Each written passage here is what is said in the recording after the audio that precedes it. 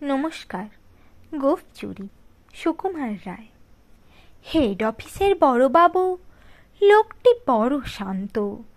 তার যে এমন মাথার ব্যামো কেউ কখনো জানত? দিব্যি ছিলেন, খোশ মেজাজি, চেয়ারখানি চেপে একলা বসে ঝিমঝিমিয়ে হঠাৎ গেলেন খেপে।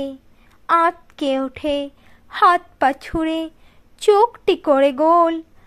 হঠাৎ বলেন, গেলুম গেলুম, আমায় ধরে তোল।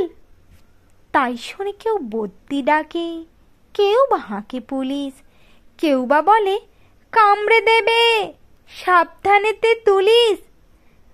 ব্যস্ত সবাই এদিক ওদিক করছে ঘোরাঘুরি। বাবু হাঁকেন, ওরে আমার গোঁফ গিয়েছে চুরি।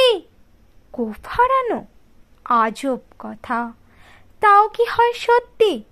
গোঁফ জোড়া তো তেমনি আছে, কমেনি এক রত্তি। সবাই তাকে বুঝিয়ে বলে, সামনে ধরে আয় না, মোটেও গোঁফ হয়নি চুরি, কখনো তা হয় না। রেগে আগুন তেলে বেগুন, তেড়ে বললেন তিনি, কারোর কথায় ধার ধারি নে, সব বেটাকে চিনি।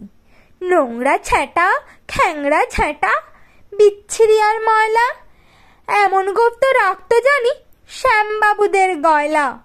এ গোঁফ যদি আমার বলিস, করব তোদের জবাই।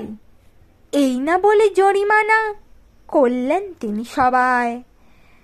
ভীষণ রেগে বিষম খেয়ে তিনি লিখে খাতায়, কাউকে বেশি লাই দিতে নেই, সবাই চড়ে মাথায়।